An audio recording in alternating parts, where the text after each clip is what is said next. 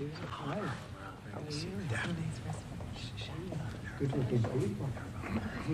Good-looking group of people, huh? That's the John over there with the whole crew. Hi, hi. Congratulations. Well, thank you very much, everybody. This is a very important day. It's a day that we're delighted to swear in Dr. DR.OZ as the next administrator of the Centers for Medicine and Medicaid Services, which is a big deal. Congratulations to Dr. Oz and his beautiful wife, Lisa, and their friends and family on this really incredible achievement. Come a long way, huh? It's amazing. Dr. Oz comes to this position as one of the nation's most talented and beloved medical professionals. He graduated from Harvard University. Ah, Harvard, well, how convenient. Should we talk about Harvard? Before obtaining his MD at the University of Pennsylvania School of Medicine, a great one, and really some amazing education while also earning an MBA from the wonderful Wharton School of Business. He completed his medical residency at the world-renowned New York Presbyterian Columbia University Medical Center. Dr. Oz then had a sterling medical career in which he became an internationally acclaimed heart and lung surgeon, highly respected. He served as director of the Cardiovascular Institute and Integrative Medicine program at New York Presbyterian, and as a longtime professor at Columbia University's College of Physicians and Surgeons. Boy, oh boy, doctor, I thought he just did a show. I only know the show. You know why I know the show? Because he said, I'm a little overweight, I should lose some weight. I did a show, and that's what I got out of it. That was not good. But I'm looking at all of this other. This is very impressive. Dr. Oz authored more than 400 contributions to academic and scientific publications and holds several patents for technologies that revolutionize cardiovascular surgery. And Dr. Oz later translated his experience into an extraordinarily successful television career, making him one of the most trusted voices on healthcare. And he also got very high ratings, I can tell you that. He did great with the television thing. As CMS Administrator, Dr. Oz will work tirelessly to strengthen and protect Medicare for our nation's seniors and Medicaid for the needy. Just as I promised, there will be no cuts. We're not going to have any cuts. We're going to have only help. Dr. Oz will work to improve the quality of care for decades to come, and he'll ensure that criminals, fraudsters, and illegal aliens are not permitted to rob America's seniors. They are trying, but they're not going to get away with it. He will also work alongside Secretary of Health and Human Services, Robert F. Kennedy Jr. I've heard of him. He's a pretty famous guy. He's doing a great job, too, to address the crisis of chronic illness and to make America healthy again. So I want to just thank Dr. Oz, and because this is a big commitment he's making. He has a lot of options, and this is a big, big commitment. And I want to congratulate you and your family on really an amazing life, and I think this is going to be by far the most important part of an already incredible life. So thank you very much. God bless you. Thank you, my friend. Thank you very much. Take care of yourself. Congratulations. It's amazing. Congratulations. Wow. What a job, huh? Are you ready, Bobby? I sure am. Let's do it. You put your hand on the Bible, your left hand, and raise your right hand. And repeat after me. I, Mehmet Oz, do solemnly swear I, Mehmet Oz, do solemnly swear that I will support and defend the Constitution of the United States that I will support and defend the Constitution of the United States against all enemies, foreign and domestic, against all enemies, foreign and domestic, that I will bear true faith and allegiance to the same, that I will bear true faith and allegiance to the same, that I take this obligation freely that I take this obligation freely, without any mental reservation without any mental reservation or purpose of evasion, or purpose of evasion, and that I will well and faithfully and that I will well and faithfully discharge the duties of the office on which I am about to enter. discharge the duties of the office upon I'm about to enter. So help me God. So help me God. God bless you. Congratulations. Thank you, brother. God bless you. Lisa.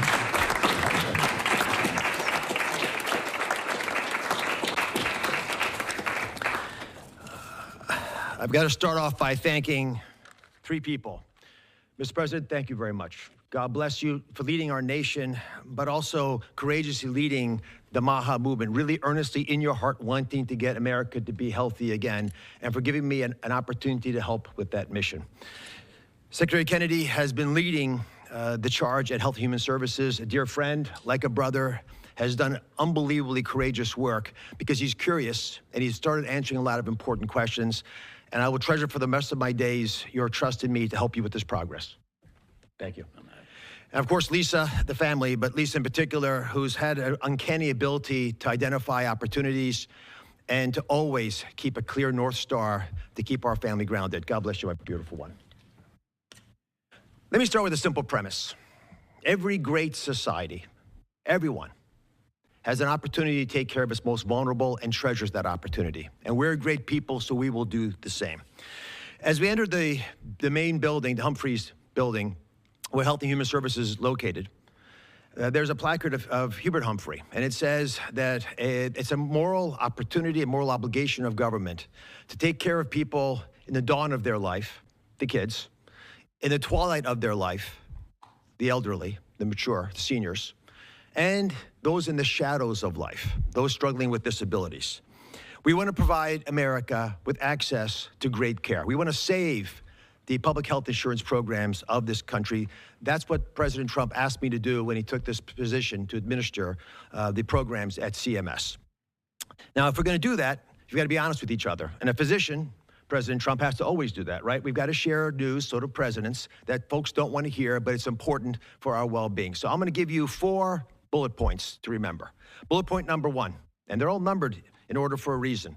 Medicaid is the #1 budget item for many states, and it is crowding out education, other important social programs. The states are having a big problem, and that's with the federal government paying most of the bill. Item number 2, healthcare expenditures are increasing at 2% higher than the economy is growing. And because of that, we spend more than 2 times per person on healthcare than any other country on the planet, and we're not getting value for that. Because number 3 is that we are, in America, experiencing an unfortunate problem, which is medical errors are the number 3 cause of death. Did you know that, Mr. President? It's surprising, with that much money invested, we're still having problems. And number 4, our life expectancy, despite all this investment, is continuing to slip back. We're now more than 4 years shorter in our life expectancy than countries that we used to be equal to. But I am optimistic. Why? Because we control our destiny. Because at its very core, we have a generational opportunity, a unique ability to save the healthcare system because we control all the big pieces. America is too great for small dreams. So I've got some big ideas that I'd like to share that we've worked through with my staff who are cordoned off over there, and there's a lot of us. We've got almost more than 6,000 people at CMS working on this and 40,000 contractors helping. So we've got a lot of people. What are we going to do? First, we're going to reduce chronic disease. How do you do that? 70% of the healthcare expenditures of this country are driven by chronic disease. And it is your patriotic duty, I'll say it again, the patriotic duty of all Americans to take care of themselves, because it's important for serving in the military, but it's also important because healthy people don't consume healthcare resources. The best way to reduce drug spending is to use less drugs because you don't need them because you're healthy. And it feels a lot better as well. The President and Secretary Kennedy have been pushing the MAHA agenda because it makes it easier for people to do the right thing, especially the mothers of this great land, because they're the ones who really get caught with this responsibility. They're the ones deciding for their kids. They're the ones we want to empower. And curiosity, which is the key word here, truly asking questions you want the answers to, will allow the MAHA movement to thrive. The next big thing we want to focus on is modernizing Medicare and Medicaid.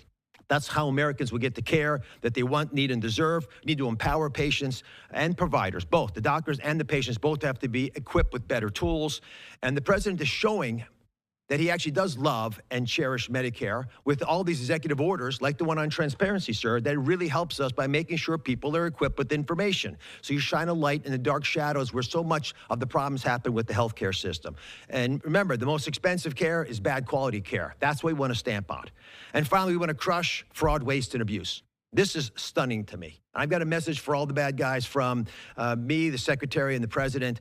We are going to stop people from stealing from our most vulnerable, from stealing with the taxpayers of America, or honestly trying to support these programs. And we're going to be able to do it in quite a few ways. We are coming for you. I'll give you a couple examples. Mr. President, these are ones that you may want to use in some of your future conversations. Almost 250,000 people, American citizens, were fraudulently enrolled without their knowledge in exchange programs by brokers who were unscrupulous, stealing from the U.S. government by pretending these people were on programs they never told them about. Tens of millions of dollars, Mr. President, are being spent on illegal immigrants receiving Medicaid in California, and they're pushing the bill to us. Should we stop that? I think so. That will not continue. We're spending about $1 billion on Medicaid programs for dual state eligible patients, which means you live in one state, but the system thinks you're another state, and maybe a third state, and we're paying all 3 states for services you're not getting because you don't live in 3 states all at once. And finally, and this one really bothers me, there are states who are using Medicaid dollars for people who are vulnerable are being used for non-medical purposes. For example, public labor unions are getting child care through some of this money. That doesn't make sense to me. Housekeeping, I wish I could get that for my home. There's a big problem with student loan repayments taking place with Medicaid dollars. That's not where it should be used. And we are paying for DEI programs. I could go on, but these are all programs, Mr. President, that we have created a war room at CMS to go after, to catch the fraud in real time before the money leaves the federal coffers. So we have the money to reinvest in healthcare to make it even stronger than it's been before. Together, we're going to make the care better. We're going to make the outcomes improve. And we're going to make sure that America can actually be the healthiest country that could ever possibly be. We'll make America healthy again. God bless you both, sir.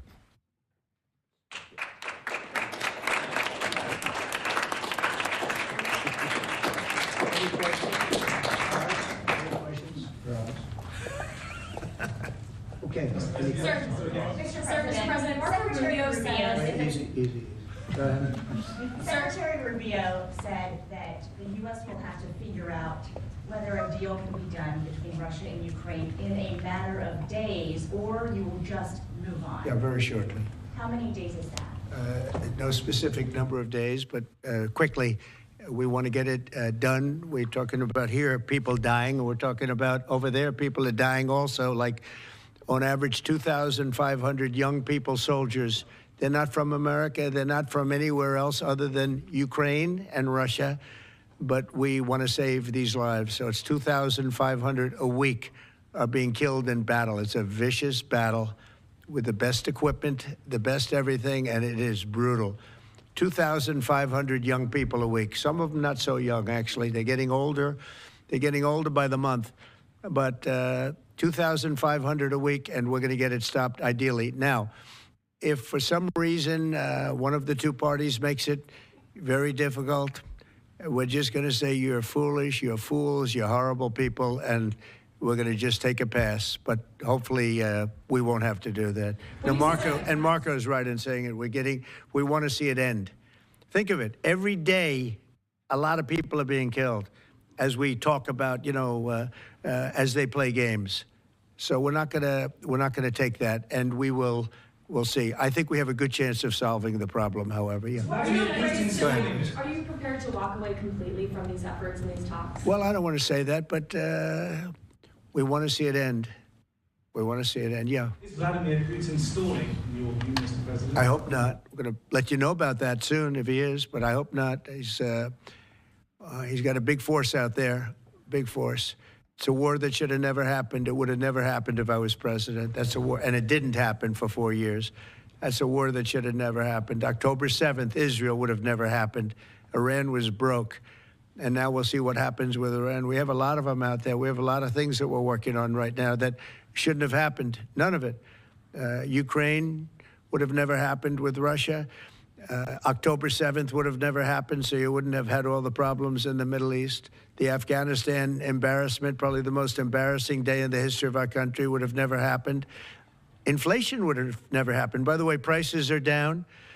Groceries are down. Eggs, which you hit me so hard, I'll never forget the first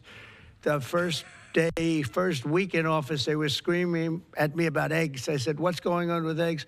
They were doubling and tripling. I said, I just got here. They were up like double, triple, and you couldn't get any. And they said, you won't have eggs for Easter. Well, you can have all the eggs you want. I'll tell you, Brooke Rollins, Secretary of Agriculture, did a great job. And the egg prices are down 87%. But nobody talks about that. You can have all the eggs you want. We have too many eggs. In fact, if anything, the prices are getting too low. So I just want to let you know, prices are down. Gasoline yesterday in 3 states hit $1.98 a gallon, and it looks like it's at a level that it hasn't seen since my days, my 4 years. So it's about I'd say maybe. I think we're going to be averaging $2.25 very soon. So I just want to let you know, though, because I keep hearing about prices and inflation. Prices are coming down, not going up. Only the fake news says they're going up. The only thing that's even are interest rates. And if we had a Fed chairman that understood what he was doing, interest rates would be coming down, too. He should bring them down. Yeah, please. Mr. President, what do you need to see from both sides in order to keep negotiations going? What do you want to see from Russia and Ukraine? I have to see. My whole life has been one big negotiation, and I know when people are playing us, and I know when they're not, and I have to see an enthusiasm to want to end it. And I think I see that enthusiasm. I think I see it from both sides. Do you think Russia's But you're going to playing know you? soon. Do you think Russia's playing you? No, nobody's playing me. I'm trying to help.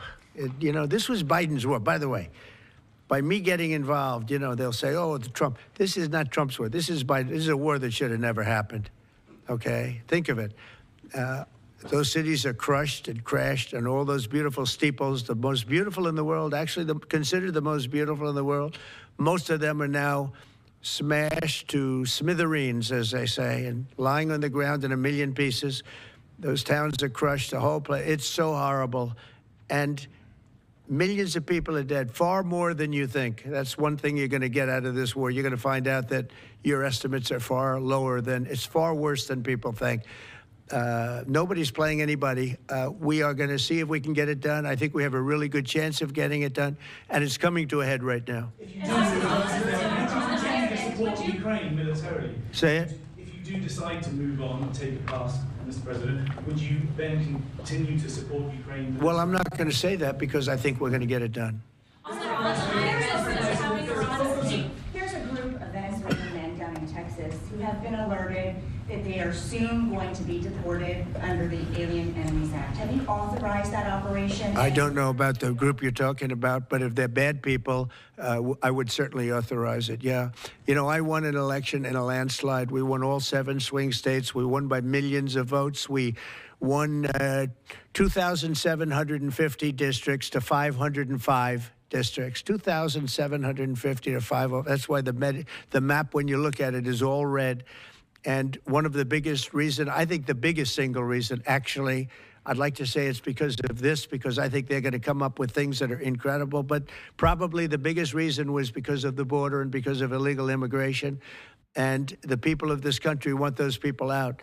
Because what Biden did, and I don't know if he did it, I'm not even sure he knows what the hell he was doing, but what his people did, representing him, was allow millions and millions of people from jails, from prisons all over the world, people from mental institutions and insane asylums, gang members, drug dealers, pouring into our place. And you know what? Our people voted for me to get them out. They want them out.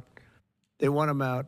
And we've done a hell of a job. And by the way, Ecuador and various places, but El Salvador, we've been helped by a lot of other states where they're helping us, actually, because you couldn't look. What this man was thinking when they allowed open borders and people to come in, if you look at Venezuela, their crime is down by 72%. You know why? They took all their criminals off the street. They took all their prisoners from jail. They took murders. 11,088 murderers were released into our country. Bad things are going to happen. Bad things. And we're getting them out. And that's why I was elected. A judge wasn't elected to do that. I was elected to do that. And we're doing it in record fashion. We have the safest border, the most secure border we've ever had. See the Declaration of Independence? You should all read that before you leave. That's the real deal. You should all read it before you leave. Yeah. Sir, go ahead, please. Photos have emerged of Senator Van Hollen sipping what appears to be margaritas with Rango Garcia down in El Salvador. Do you encourage other Democrats to fly down to El Salvador to meet with this illegal alien who's an accused white? I like this guy. See, now this is This is the kind of a reporter we like. There aren't enough of them. We got to get some more of them. But no, I appreciate that question. No, look, he's a fake. I know him. I know them all. They're all fake. And they have no interest in that prisoner. That prisoner's record is unbelievably bad. If you would go into the room, you might, if you would, Caroline, maybe go into the room and see if you can find that little slip. I wrote some things down. I don't know why you'd want to keep him, but we got a little biography of him. Not a very innocent guy. Yeah, please. Mr. President, in the spirit of Easter Sunday. While we're on the subject, right? So you're talking about Abrego Garcia. Is that the one? Yeah. Is an illegal alien, MS-13 gang member and foreign terrorist. This comes out of the State Department and very legitimate sources. I mean, I assume I'm just giving you what they handed to me, but this was supposed to be certified stuff. In 2019, Garcia was issued a deportation order. 2 separate judges affirmed Garcia was a member of MS-13, which is a gang that may be even worse than Tren de Aragua, and maybe worse. They kill people with knives because it's more painful. Very famous for the knifing and killing of 2 young 16-year-old girls walking to school one day, and they sliced them up into little pieces and killed them. That's MS-13. And 2 separate judges affirmed Garcia was a member of MS-13. When Garcia was originally arrested, he was wearing a sweatshirt with rolls of money pouring out, an MS-13 gang symbol that he was driving with 2 other known violent MS-13 gang members, 2 of the most violent members that we know of in the MS-13 gang of thugs. In 2022, Garcia was stopped by the Tennessee Highway Patrol and was found to be transporting 7 people from Texas to Maryland, and he had no driver's license. He was driving violently. In 2020 and 2021, Garcia's wife filed for a protective order from him and said he was violent and abusive and really scary, including allegations that he punched and scratched her on the eye, left her bleeding after throwing her laptop on the floor at her, ripped her shirt, and ripped off her shorts. He then grabbed her arm, leaving very severe marks. Garcia's wife also wrote in court, "At this point, I am afraid to be close to him. I just don't want to be close. I have multiple photos and videos, how violent he can be, and all of the bruises that he's left on me." She just couldn't get anywhere near him. This is the man that the Democrats are wanting us to fly back from El Salvador to be a happily ensconced member of the USA family. Isn't it a shame? And by the way, I've been hit pretty hard by fake shows, fake news, MSDNC in particular, where they talk about how evil I am, that this man would be thrown out of our country. This man is according to certified statements that we get, is a very violent person. And they want this man to be brought back into our country where he can be free and to stay as a happily Maryland, they call him the Maryland man. He's a Maryland father. No, this is a violent person. Who they don't talk about is that wonderful angel mom who lost her daughter, who had 5 beautiful children, and she was killed violently. And, she spoke, and she spoke unbelievably. I saw it. And the fake news didn't pick it up. She spoke. She was in tears. She's devastated. Her life is, essentially, she's told me her life is like over. But there was I think no stories. Isn't that true? No stories. 0 stories. It was the most emotional thing. Everybody that watched it, they couldn't believe it. The fake news refused to put it up.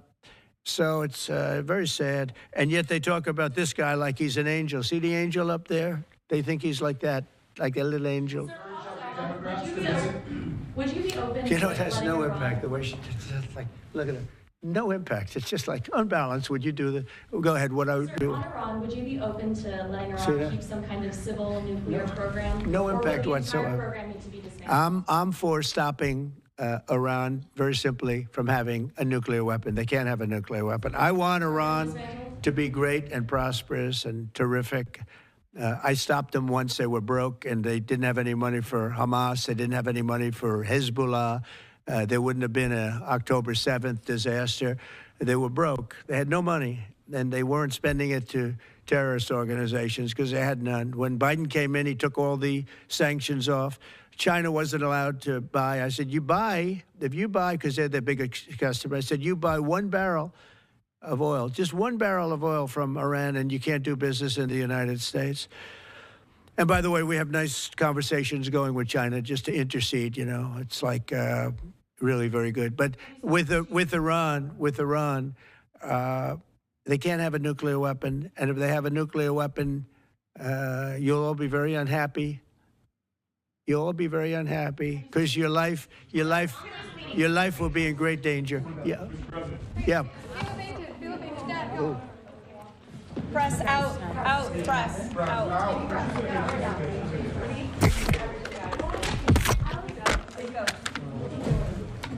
She's out. Out.